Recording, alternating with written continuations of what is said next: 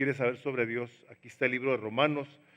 Y vamos a leer el versículo 1 y luego oramos. Voy a orar por una persona que está en un juicio en la ciudad, bueno, en Nepal, no en la ciudad de Nepal, en Nepal. Mañana va a estar en un juicio por andar predicando el Evangelio, y si el fallo es negativo, esta persona va a pasar años en prisión por andar predicando el Evangelio de Jesús. Entonces me pidieron que oráramos por él. Después de leer esto, vamos a orar.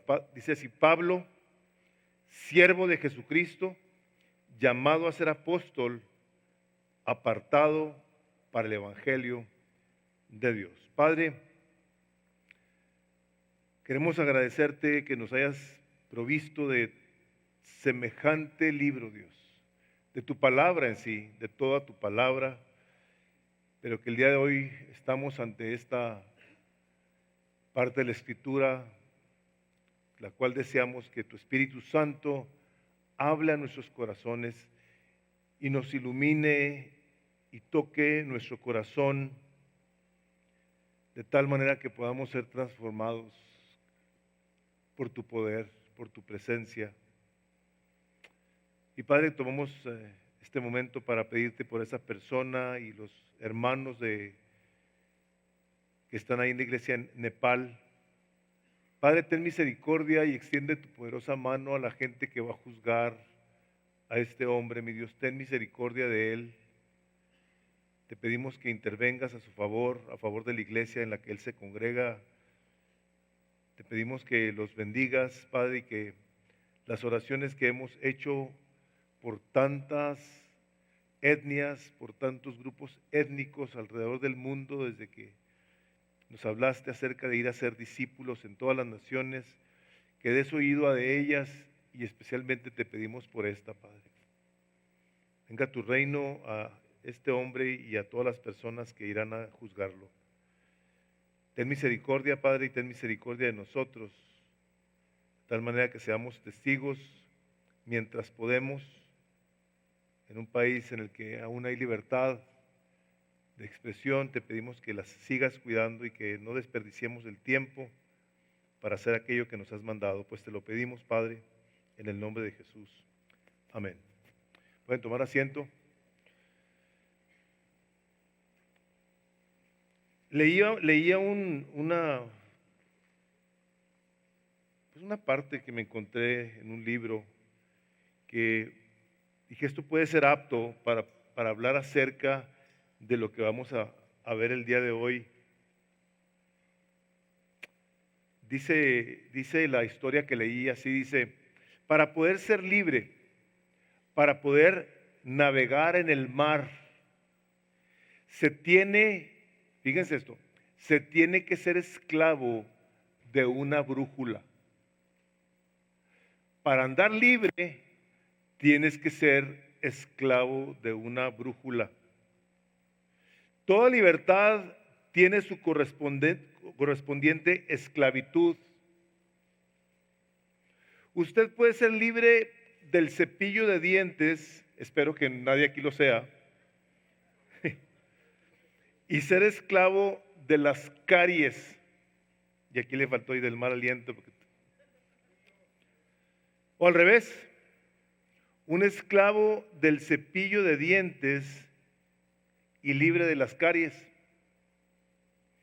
Lo que usted no puede ser es ser libre del cepillo y libre de las caries. Esa clase de libertad no existe.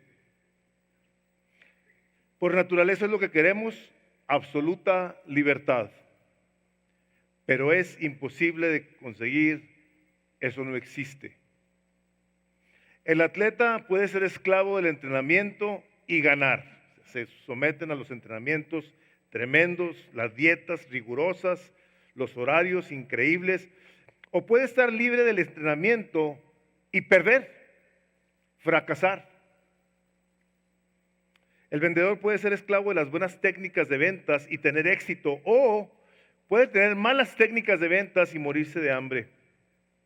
No hay tal cosa como absoluta libertad. Siempre hay una libertad y una esclavitud.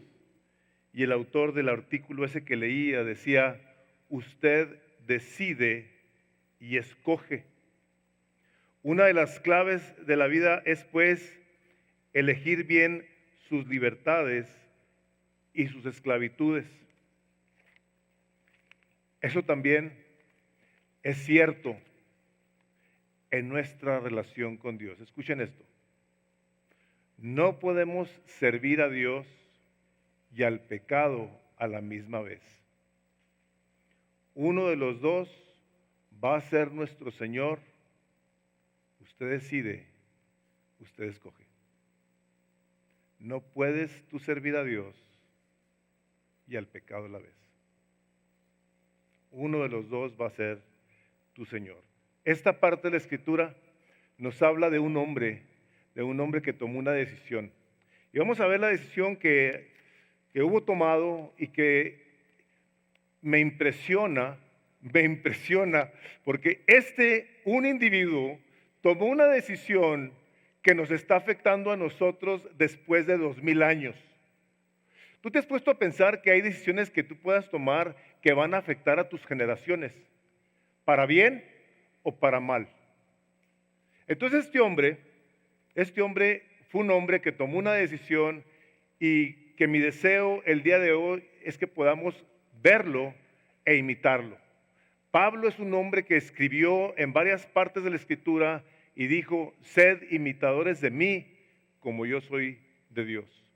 Entonces esta predicación la dividí en 4 partes. Este versículo tiene 4 partes.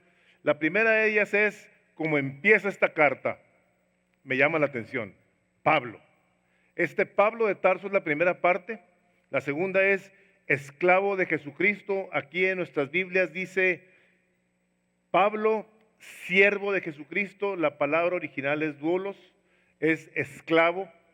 En aquellos entonces se entendía el concepto muchísimo más amplio que para nosotros el día de hoy. Ninguno de nosotros tenemos un esclavo. Nosotros no hemos sido esclavos de alguna persona. Nadie nos ha comprado en el mercado donde se compraban los esclavos, como Pablo lo llegó a ver. La tercera parte es llamado a ser apóstol y la cuarta parte es apartado para el evangelio de Dios. ¿Quién era Pablo? Pablo era un judío fanático del judaísmo, que desde los 5 años de edad se empezó a memorizar la ley. Los primeros 5 libros del Antiguo Testamento, era uno de los hombres que tenía que ser instruido en memorizar la ley. El papá de Saulo de Tarso era un fariseo. O sea, este hombre nació en una casa bien, donde fue instruido desde muy chiquito. Fue creciendo y aprendiéndose la ley de tal manera que le enseñaron a ser un diligente guardador de la ley. Diligentísimo. Su manera de pensar y de crecer lo llevó a él a tener un desprecio por los gentiles. Era un hombre que tenía en muy poco a todo aquel que no era judío. Era de los que despreciaban a los gentiles. Y es un hombre, que no me voy a poner a dar una biografía de él, pero un hombre celoso de las cosas de Dios, tan conocedor que a la hora de que crece, siendo instruido en el fariseísmo, estaba tan educado, estaba tan instruido, que sabía él, a la hora que llegó el tiempo de que llegó el Señor Jesucristo, sabía diferenciar entre lo que andaban enseñando los creyentes y, en su opinión, lo que la palabra de Dios instruía, lo cual era cierto. Y ahorita que digo de que quiero decirlo desde un principio porque no quiero que se me vaya a pasar.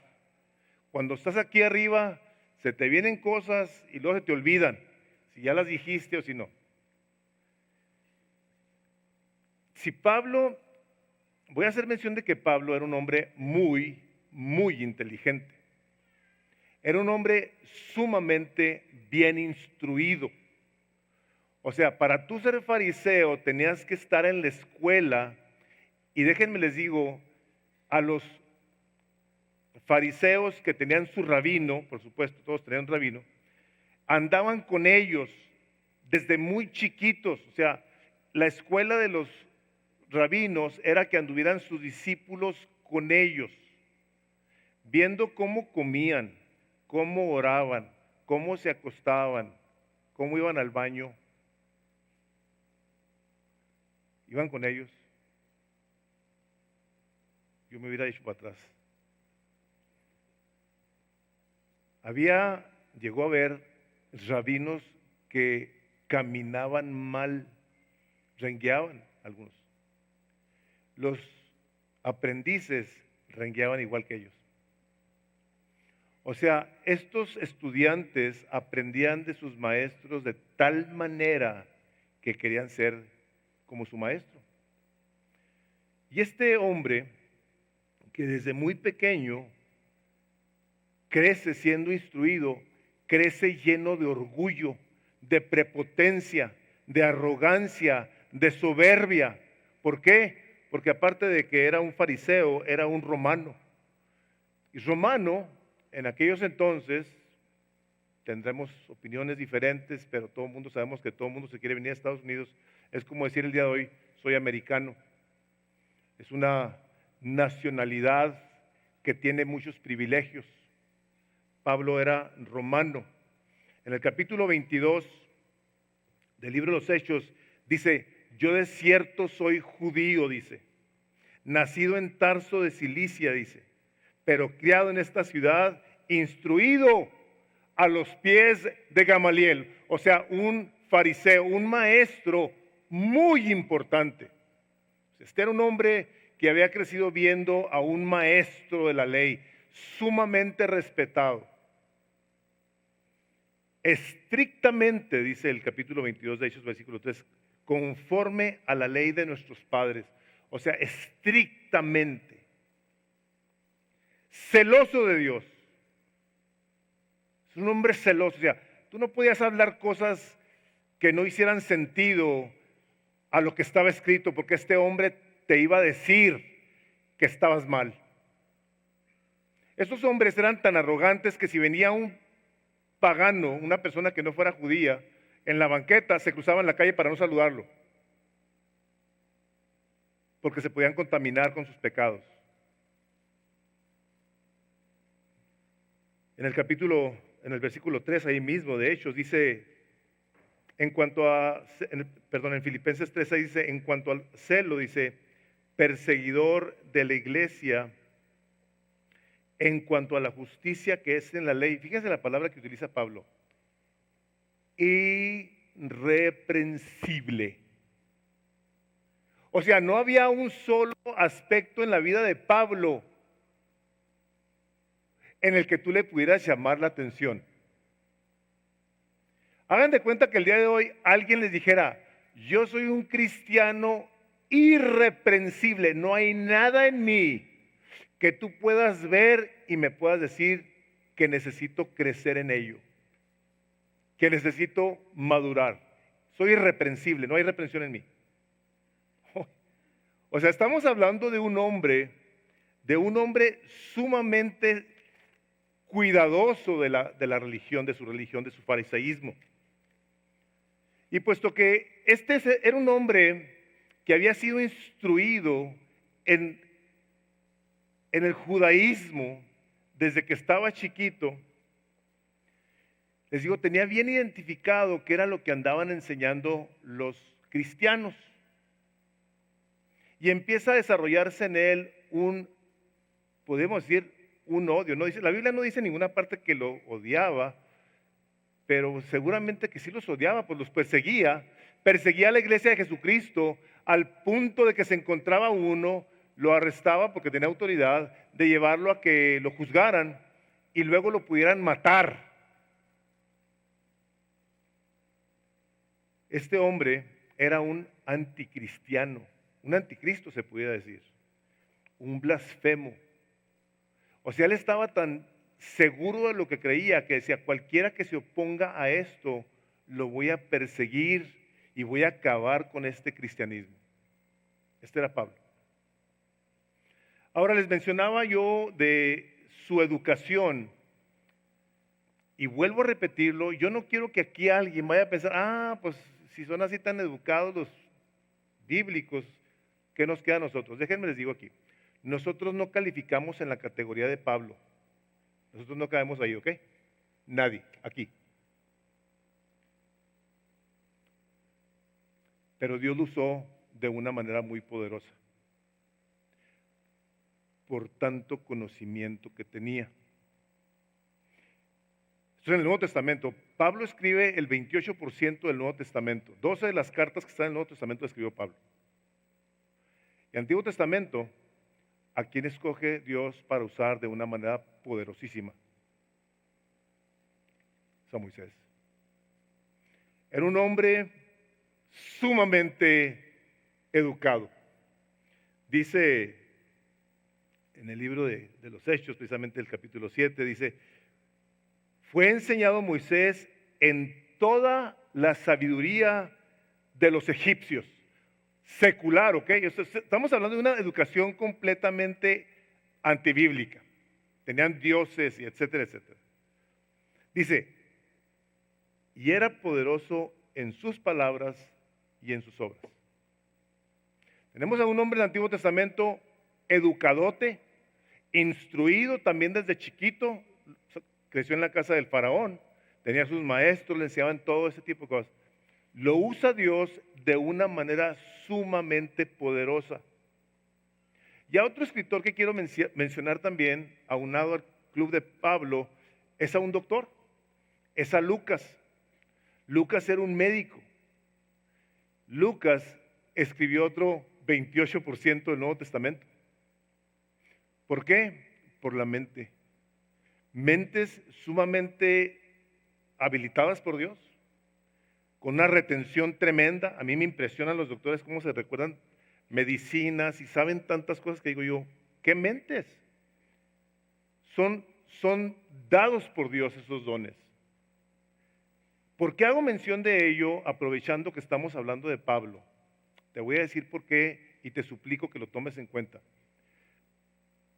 Tú y yo necesitamos conocer bien la palabra de Dios.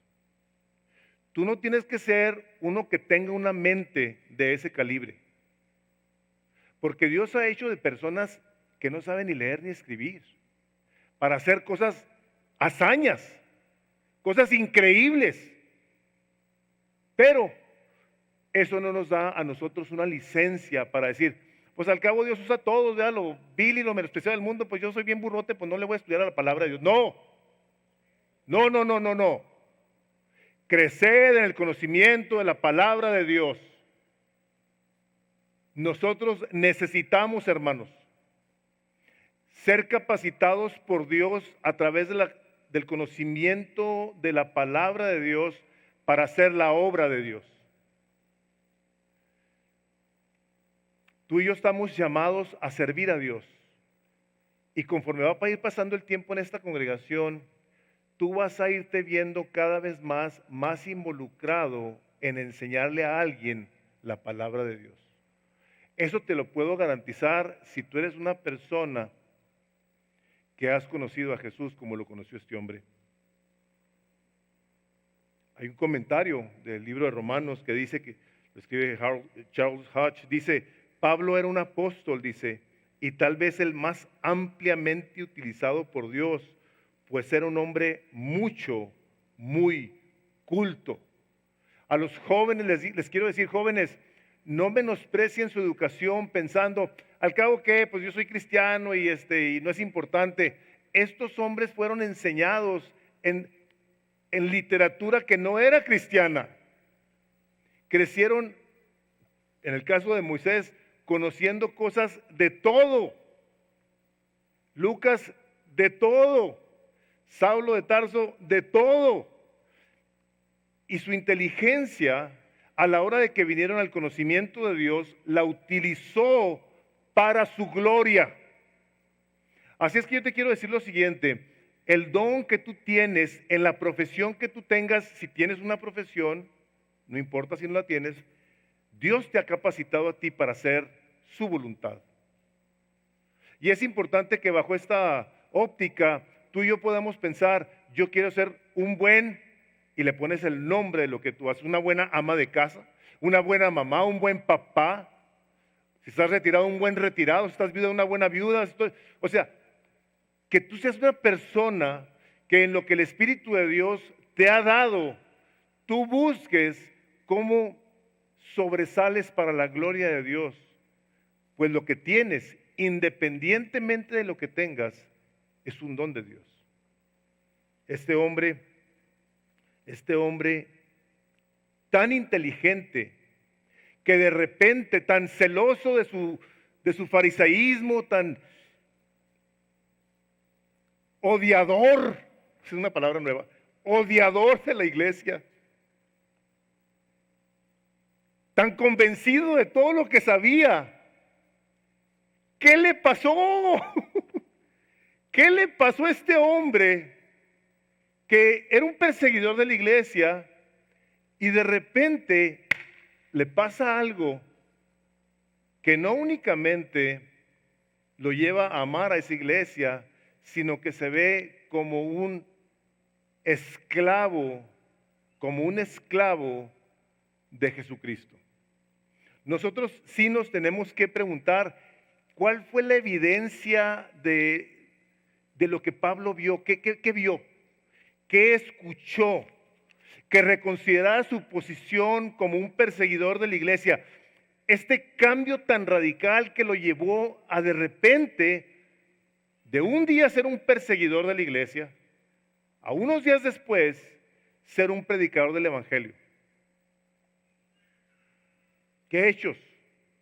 ¿Qué argumentos le presentaron a Pablo, a este hombre con una mente tan brillante, que lo llevara a cambiar completamente su manera de pensar? Les voy a decir algo, si buscamos la respuesta en los escritos de Pablo, la encontramos en 1 Corintios 15, 7 y 8, dicen sus hojitas. Pablo explicó esto en este capítulo, que Cristo murió y resucitó. A ver, este perseguidor fue entonces un testigo de que Cristo había muerto y resucitado. Vamos a ver qué le pasó a Pablo. Abran sus Biblias en el capítulo 9 del libro de los Hechos. Y vamos a ver la conversión de este Saulo de Tarso.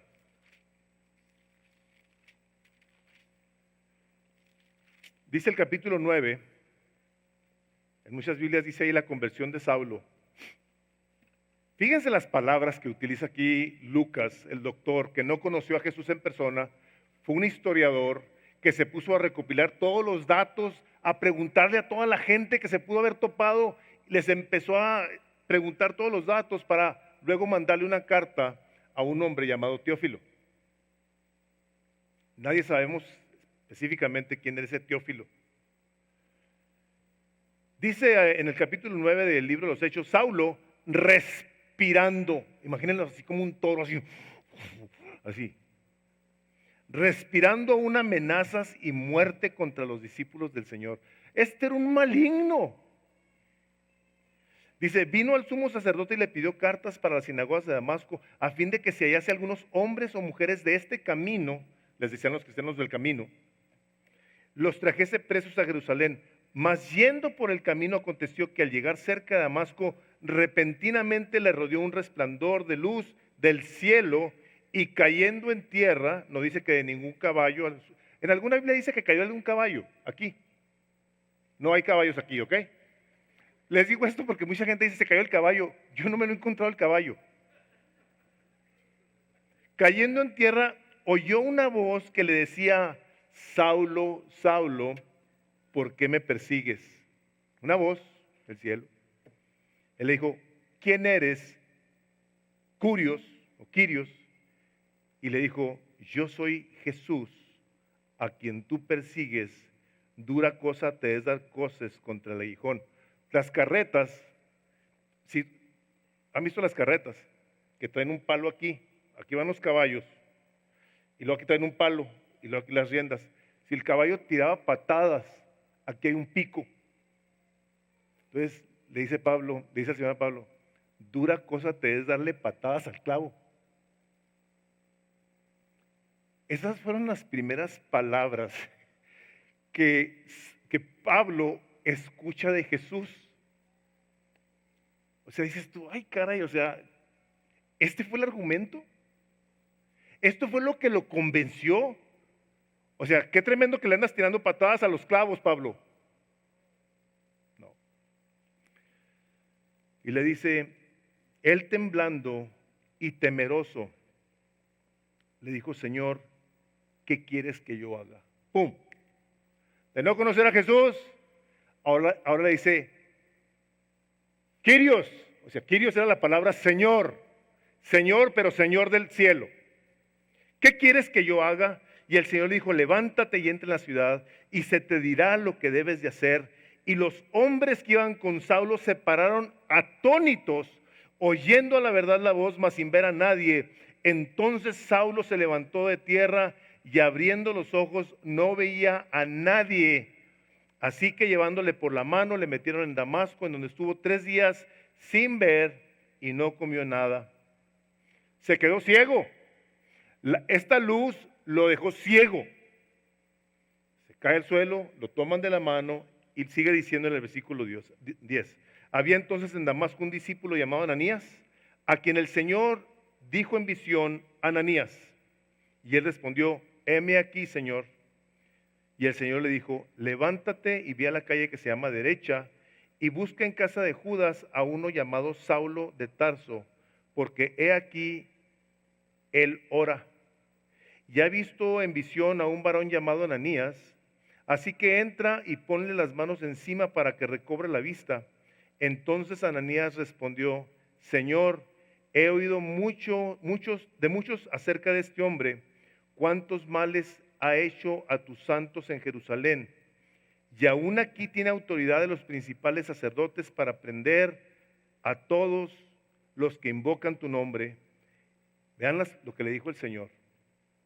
El Señor le dijo, ve, porque instrumento escogido me es este para llevar mi nombre en presencia de los gentiles y de reyes y de los hijos de Israel, porque yo le mostraré cuánto le es necesario padecer por mi nombre.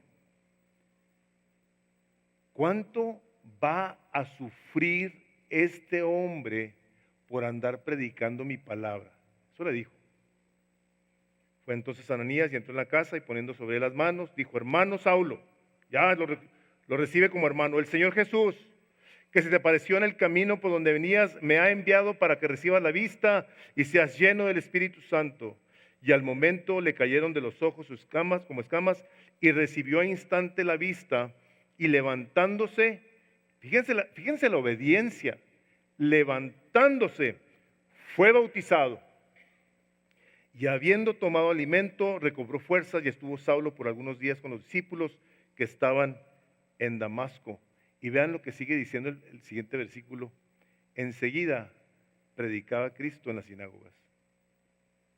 El hombre, se le aparece Jesús, se queda ciego, dice, vas a ir a casa de Ananías. Y Ananías le dice, yo a este hombre le voy a mostrar qué tanto tiene que sufrir por mí. ¿Cuánta gente habrá el día de hoy que a la hora de que le predicas el evangelio y le digas, ¿sabes qué?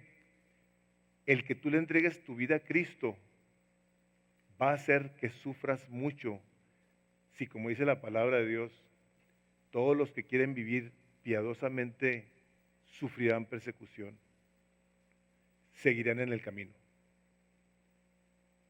Yo creo que mucha gente diríamos, espérate, o sea, que Jesús no vino aquí a resolverme todos mis problemas y a darme paz y gozo y felicidad.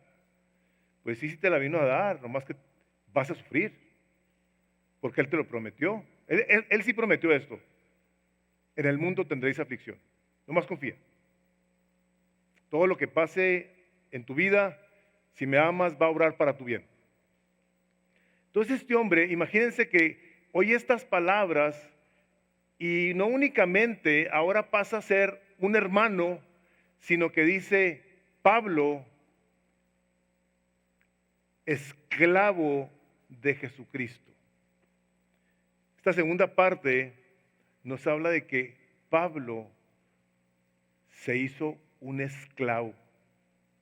Este Saulo de Tarso escogió, al haber tenido un encuentro con Jesús, hacerse un esclavo de él. Imagínense de ser un prepotente, un egocéntrico, un hombre muy importante. O sea, para que tú llegaras a un lugar y le dijeras al sacerdote, dame cartas, sacerdote, el sumo sacerdote, dame cartas para yo poder ir a buscar a todos los de este camino y traerlos a la cárcel. Ahí está la carta. Hacía de Saulo un hombre muy importante. Tenía una tremenda autoridad. Pero ahora, al haberse encontrado con Jesús, su vida es radicalmente transformada. Pero ¿qué fue?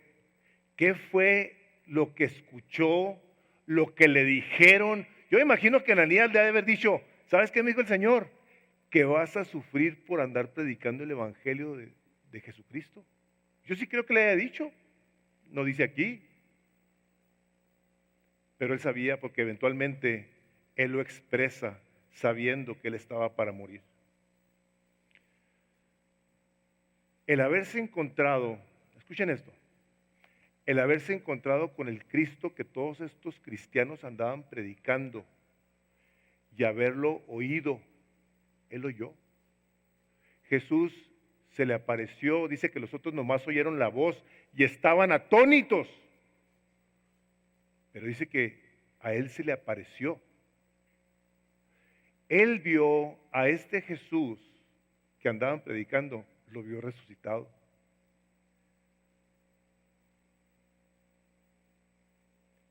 No necesitó más argumento. Lo que él vio fue el poder de Dios que había levantado los muertos a Jesucristo, y como resultado de ello, Pablo jamás volvió a ser el mismo.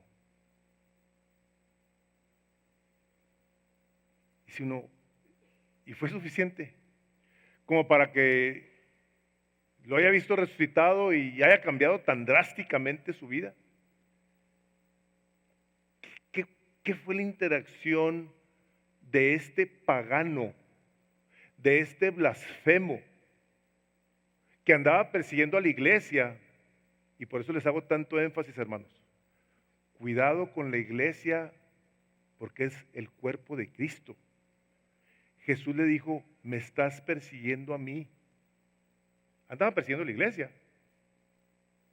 Le dice, me estás persiguiendo a mí. Por eso hacemos el énfasis de que a la iglesia nosotros la amamos. Nosotros debemos de amar esto, de agradecerle a Dios que nos da el privilegio de reunirnos. Esta noticia que recibí ayer o antier de estos hermanos en Nepal, hermanos, en el mundo entero, ser cristiano está ahorita cada vez peor.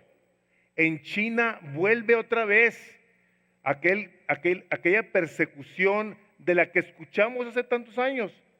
Y el presidente de China dice, me van a cerrar todas las iglesias que hay aquí. Las iglesias cristianas evangélicas aquí se cierran. No más Biblias, no más cristianismo. Esto está pasando el día de hoy. Y este hombre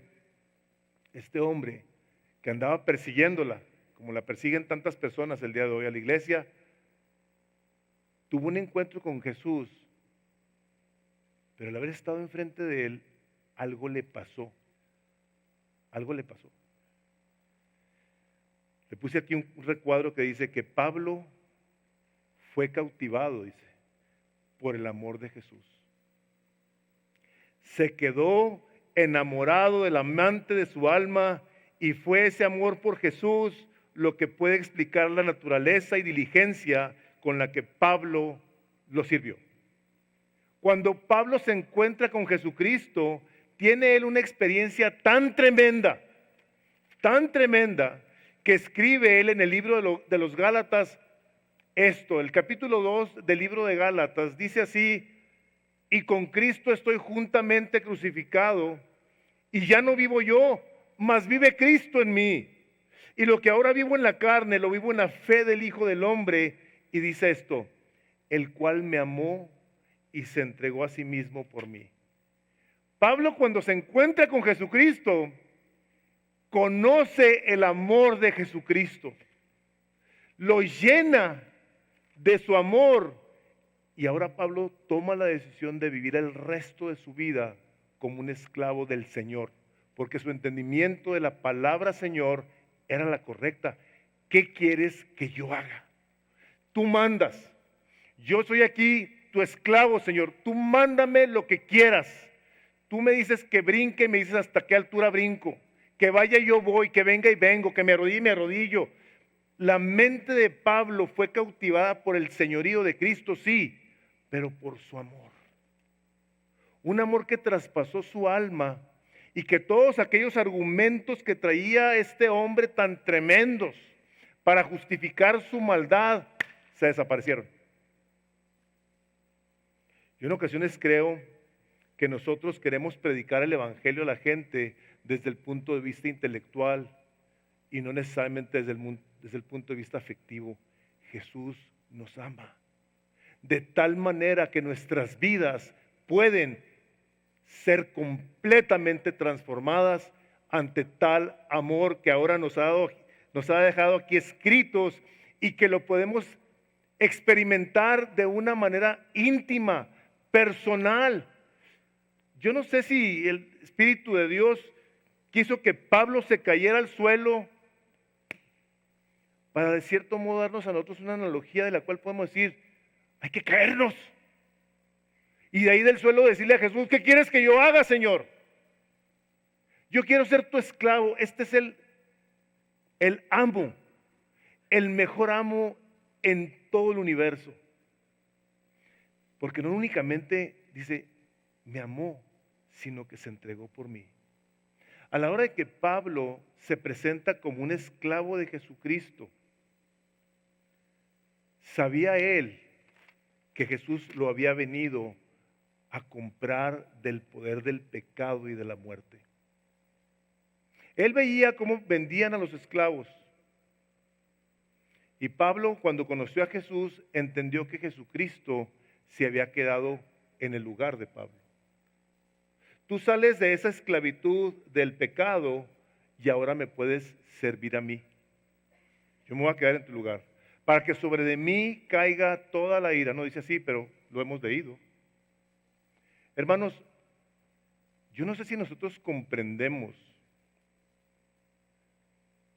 lo que es la ira de Dios sobre una persona. Yo no sé cuántos de los que estamos aquí nos hemos cortado un día con un papel.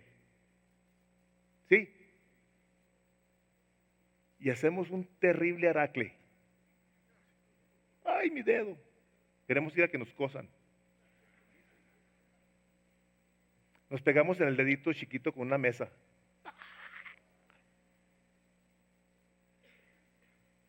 A Jesús lo molieron por nosotros. Con látigos, con puntas, con plomo, con hueso, que laceraron su espalda, que la corona traspasó, yo no sé qué partes de su cabeza. Tengo una corona que me regalaron ahí en mi oficina, una corona de espinas, así como las que se ven en las imágenes y en las películas. Me la he puesto, hermanos, y le bajo tantito, porque en toda la cabeza está el dolor, así. Y a Jesús con cañas, con látigos, lo laceraron por nosotros, y Pablo supo lo que Jesús había hecho por él. ¿Cómo no iba este hombre a caer rendido por el resto de su vida ante este Salvador? Pablo se presenta, Pablo, esclavo de Jesucristo, y les escribe a los romanos en esa categoría. Si en esta categoría dice, yo soy un esclavo. En lugar de haberles dicho, hermanos, les escribe Pablo, yo estuve en el tercer cielo y vi cosas que no le es permitido al hombre conocer. Pablo estuvo en el cielo y vio cosas que no le es permitido al hombre saber. Le picó una víbora, se la sacudió, una víbora mortal, se la sacudió. Dios hizo milagros impresionantes a través de este hombre. Escribió casi todo el Nuevo Testamento. Judío, romano, educado. Y en lugar de presentarse, dándose toda la gloria, dice, yo soy un esclavo de mi Jesús. La pregunta es cómo pensamos nosotros el día de hoy, ¿no? ¿Cómo queremos que nos perciban? Tenemos a individuos que parece que se creen los secretarios particulares del Señor Jesucristo. Nosotros, hermanos, nosotros tenemos que tener un cuidado de que aunque sabemos teología, y podemos saber mucha teología, bíblica, sistemática, dogmática, ortodoxa, práctica propia, y tener muchos conceptos teológicos que son muy importantes, pero ninguno de ellos es más importante que el amor de Jesús por nosotros. Ninguno. Y de lo que debemos tener cuidado aquí en Misión de Gracia es de nunca olvidarnos de que nuestro amado Salvador sea siempre nuestro primer amor. El que va en el primer lugar, el más importante siempre. Me comentaba Jaime el otro día, me decía, ¿sabes qué? Me da la impresión de que no es necesariamente el primer amor, ese sentimiento que tuviste tú cuando recién te convertiste. Me decía, el pienso yo, me decía. Y yo, qué acertada observación. Sino el primer amor. El más importante amor que nosotros podamos tener en esta vida. Que siempre sea Él nuestro primer amor. Que a partir de ahí podamos tener en el orden correcto, bíblico, dado por Dios, un amor por la esposa, el que está casado, por los padres, el que tiene papás, etcétera, un orden. Pues la palabra nos dice, lo amarás con todas tus fuerzas, con toda tu mente, una mente que está capacitada, con todo tu entendimiento, con todas tus fuerzas y con todo tu ser. Pablo fue afectado no solamente por el ver a un Jesús que había resucitado, sino por conocer este amor del cual nunca dejó de escribir. Su teología estaba bañada del amor de Jesús. Se presentan únicamente como un esclavo, sino, decía él, mi vida ahora depende de esto, depende de él. Sabía él que vivía para servir. Yo creo que las palabras del Señor Jesucristo se han de haber quedado muy grabadas en su mente, que decía, mas entre vosotros no será así de los que quieren ser los primeros, sino el que quiera hacerse grande entre vosotros sea vuestro servidor. Dice, el que quiera ser el primero entre vosotros será vuestro siervo. Y lo dice, como el Hijo del Hombre no vino para ser servido, sino para servir y para dar su vida en rescate por muchos. Hermanos, el día de hoy está lleno de teologías donde se te dice que tú eres la última coca del desierto, el importante, el valiosísimo. Solamente aviéntate un clavado a ver qué hay adentro de ti y vas a ver el campeón que traes escondido. Y el Señor Jesucristo se humilló y se hizo como un siervo. Dice Pablo, yo igual que él. Yo igual que él. Dice en Filipenses 2, haya pues ese sentir que hubo en Cristo Jesús, el cual siendo en forma de Dios no se aferró al ser igual a Dios, sino que se humilló y se hizo obediente hasta la muerte y muerte de cruz. ¿Qué ha pensado el cristianismo el día de hoy que le ha hecho decepcionarse de tantas cosas? Este hombre estaba sumamente claro y por eso hablaba tanto del gozo, de la esperanza y de la fe y del placer de conocer al Salvador y de vivir para Él y de vivir sirviendo a los demás. Se presenta el apóstol Pablo no únicamente como un esclavo, sino que uno que vivía para servir y para servir a los demás también. Lo cual nos lleva a la tercera parte, que es, decía él, soy apóstol. Pablo, esclavo de Jesucristo, apóstol. ¿Pero qué es un apóstol? El día de hoy ustedes verán en la televisión o en los medios de hombres y ahora hasta de mujeres que se dicen ser apóstoles y apóstolas. El término más común es apostolobos modernos. Apostolobos. Andan disfrazados. Andan disfrazados y ellos creen que porque tienen ministerios grandes, porque son exitosos y mucha gente los sigue, son verdaderamente apóstoles. Hay características muy específicas que tenía que tener un apóstol de Dios, un apóstol de los que están aquí en la Biblia. Jesús, dice aquí, era un testigo de Jesucristo, comisionado por Jesús mismo para dar testimonio de la resurrección de Cristo, que hubiese sido equipado por Jesús para llevar a cabo esa función. Vean ustedes en el libro de los Hechos, vean el capítulo 15, por favor, ¿sí?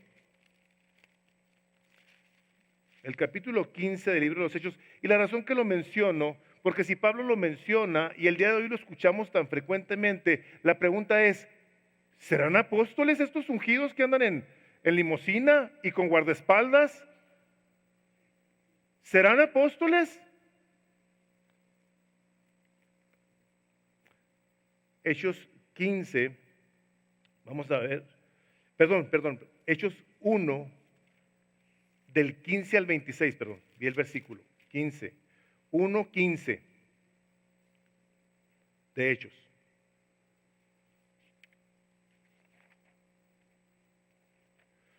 Dice, versículo 15, así dice, en aquellos días Pedro se levantó en medio de los hermanos y los reunidos eran como 120 números y dijo, varones hermanos, vean las palabras, esta es la palabra de Dios. Era necesario que se cumpliese la escritura en que el Espíritu Santo habló antes por boca de David acerca de Judas, que fue guía de los que prendieron a Jesús y era contado con nosotros y tenía parte en este ministerio.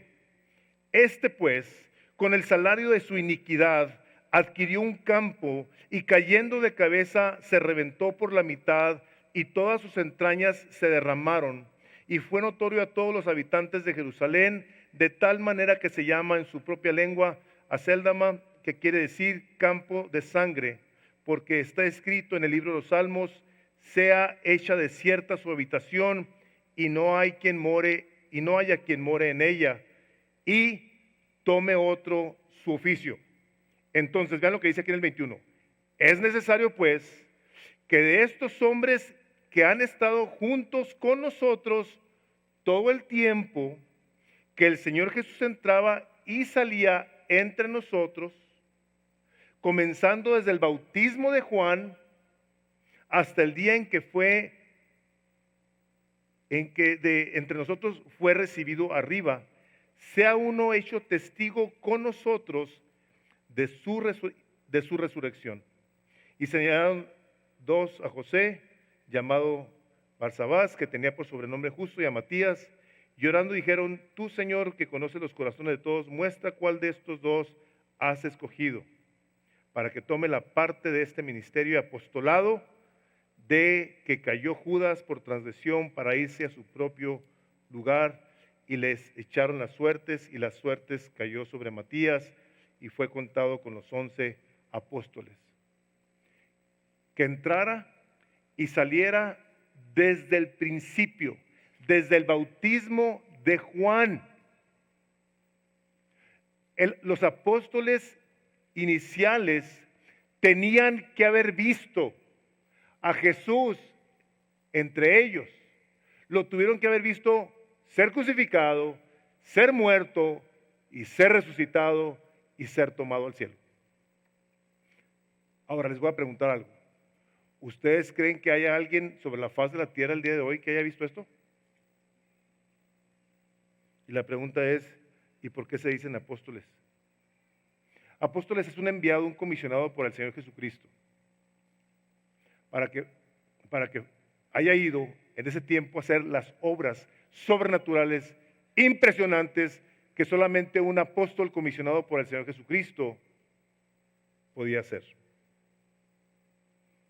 Ellos iban enviados por el Señor Jesucristo, y cuando Pablo habla de su apostolado, lo habla en una categoría en la que solamente Jesucristo lo pudo haber puesto. Otra vez, ¿a quién ponen a los apóstoles modernos? ¿Quién los pone? Yo digo que se autonombran o les piden a sus compillas que les digan, oye, de aquí en adelante empiezan a decir apóstol. Empieza el apóstol Pablo escribiendo el libro de Gálatas, Pablo, apóstol, no de hombres ni por hombre, sino por Jesucristo y por Dios el Padre que lo resucitó de los muertos. Es el libro de Gálatas 1:1. El versículo 11 dice, mas os hago saber, hermanos, que el evangelio que es anunciado por mí no es según hombre, pues yo no lo recibí ni lo aprendí de hombre alguno, sino por revelación de Jesucristo. Jesucristo le hizo saber que las profecías que estaban hechas de él desde todos los tiempos se vinieron a cumplir en la persona de Jesucristo. Y que ahora Pablo era testigo ocular de Jesucristo que había resucitado. Dios hablaba autoritativamente a través de los apóstoles. Ellos tenían la autoridad dada por Dios para que lo que escribían, lo que hablaban, tenían el respaldo como si el mismo Jesucristo estuviera hablando por medio de ellos. Igualito. Y Pablo se pone a la altura del apóstol Pedro en su apostolado. Pedro que anduvo con ellos. Dice el capítulo 2, versículo 8 de Gálatas, pues el que actuó en Pedro para el apostolado de la circuncisión, o sea, los judíos, actuó también en mí para con los gentiles, para con aquellos que no eran judíos. Y reconociendo la gracia que me había sido dada, Jacobo, Cefas y Juan, que eran considerados como columnas, nos dieron a mí y a Bernabé la diestra en señal de compañerismo, para que nosotros fuésemos a los gentiles y ellos a la circuncisión. Cuando Pablo le escribe a Timoteo una carta, su segunda carta, en el capítulo 2, en el segundo libro de Timoteo, capítulo 3, versículo 16, dice esto: toda la escritura está inspirada por Dios y útil para redarguir, para corregir, para instruir en justicia, a fin de que el hombre de Dios sea perfecto, enteramente preparado para toda buena obra. Está Pablo hablando de que todo lo que está escrito.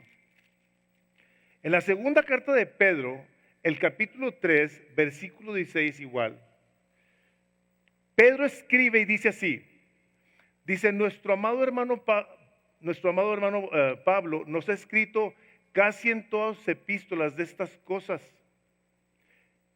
entre las cuales hay algunas difíciles de entender, las cuales los indoctos, la gente que no está preparada, que no conoce la palabra, los indoctos e inconstantes, los que van y vienen, que no son ni son, tuercen también la escritura como las otras, dice, para su propia perdición.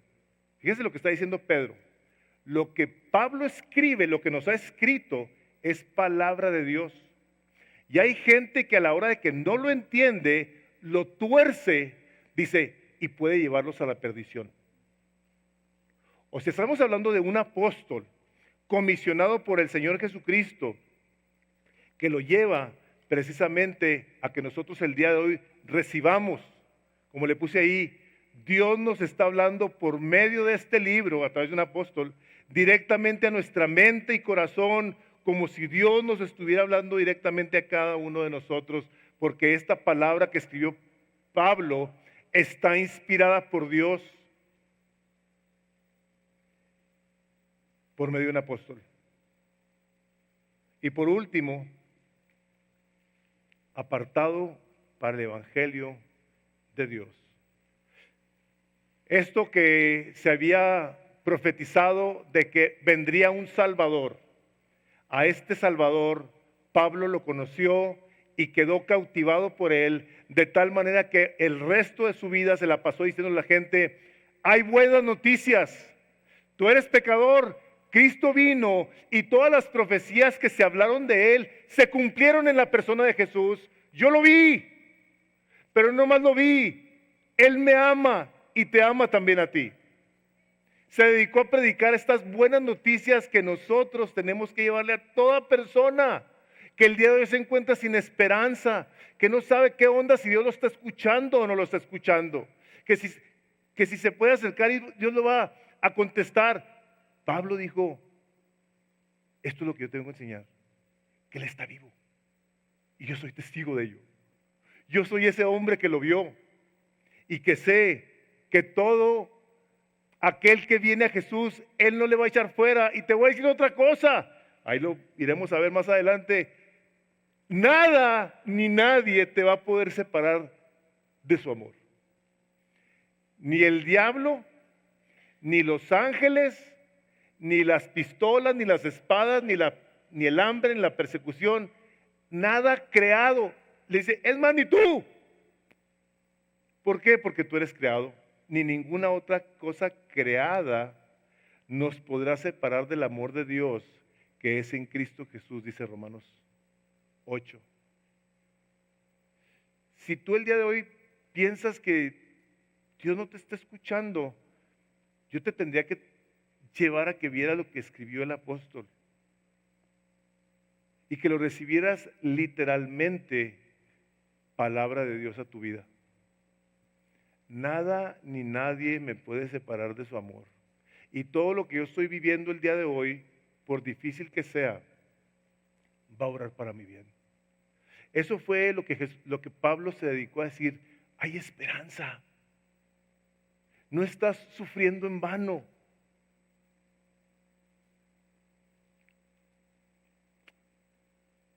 De Pablo digo: pero ahora, al haber tenido un encuentro con el dador de la vida, del gozo, la fe y la esperanza, pasaría el resto de su vida hablando de él, de esto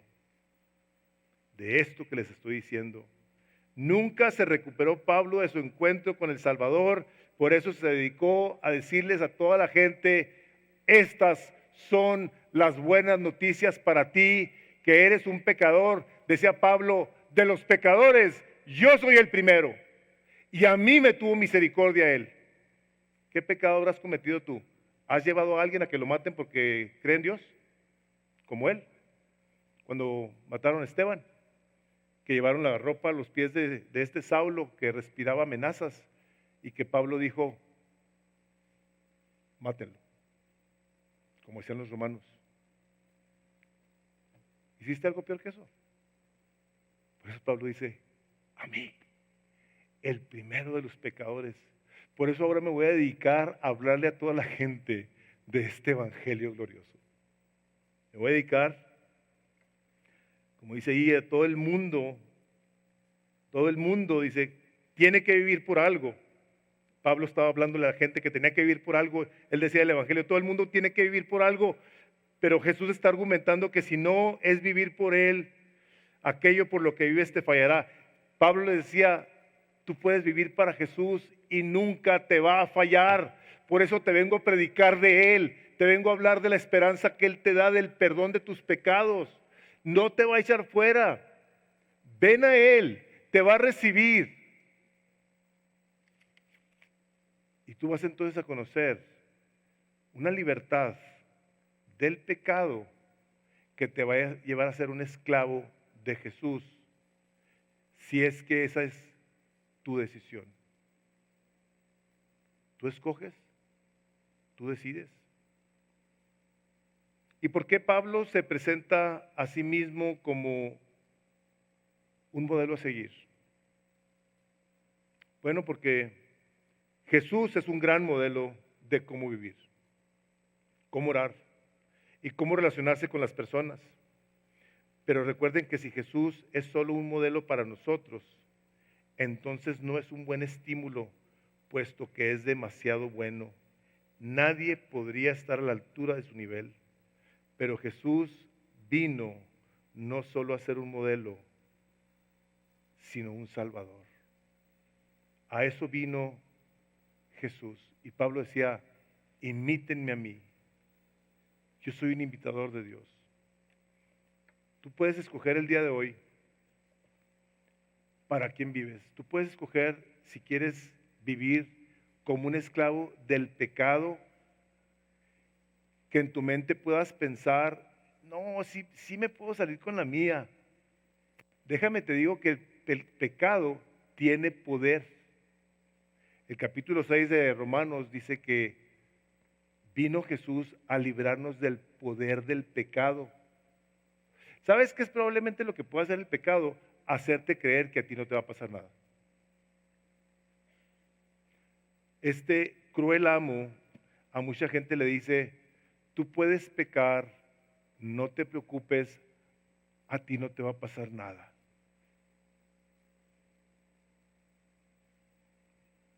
Y Jesús vino para que tengas tú a alguien a quien recurrir a la hora de que estés en tentación. Este es tu Salvador. Sepas lo que sepas, tengas la doctrina que tengas, el conocimiento que tengas, Jesús te ama y se quiere manifestar a ti. Y lo quiere hacer todos los días de tu vida. Pero tú decides. Si tú no conoces a Jesús, yo te quiero animar a que tomes una decisión y digas, en mi vida hasta aquí llego. Yo voy a dejar de vivir entre dos aguas, creyendo que puedo ser un siervo de Cristo y un siervo del pecado. Voy a cerrar con esto. Me decía un amigo, estaba aquí, me estaba como felicitando por la iglesia. Hijo, le digo, ¿sabes que lo siento mucho? Le digo, esto fue hace tiempo, le digo, yo nomás soy un siervo, le digo, y soy un siervo inútil. No, espérate. ¿Cómo dices eso? Eso no lo vayas a decir así en público, ¿eh? Digo, eso es lo que soy, le digo. Soy un siervo y soy inútil, porque nomás estoy haciendo lo que tengo que hacer. Hermanos, si nosotros nos quitamos esa mentalidad de estrellas, de importantes, y obedecemos y nos hacemos como un siervo, podemos causar un tremendo beneficio a todos los que nos rodean. Porque eso fue lo que hizo este hombre que aprendió de Jesús y que ahora nos dice a nosotros, haz lo mismo. Vamos a orar. Padre, el día de hoy, ante la magnitud de tu poder y de tu amor, queremos pedirte que nos ayudes a tomar una decisión, Señor. Una decisión que habrá de marcar nuestras vidas como fue marcada la de Pablo, Señor, donde el resto de su vida la pasó hablando de ti, deleitándose contigo. Como decía, lo único que tengo, lo tengo por basura para conocer el amor de Cristo que sobrepasa todo entendimiento. Señor, que nosotros tengamos ese encuentro contigo, Señor Jesucristo, de tal manera que no únicamente tengamos un conocimiento intelectual de quién eres tú, sino que al estar en el suelo, Dios, podamos conocerte, Señor Jesucristo, y decirte, Señor, ¿qué quieres que yo haga? Te queremos pedir tu bendición y te suplicamos, Espíritu Santo, que cualquiera de los que estemos aquí que aún no ha tenido un encuentro de esa magnitud contigo, le des el privilegio de tenerlo. Te pedimos tu bendición y la recibimos, Padre, en el nombre de Jesús. Amén.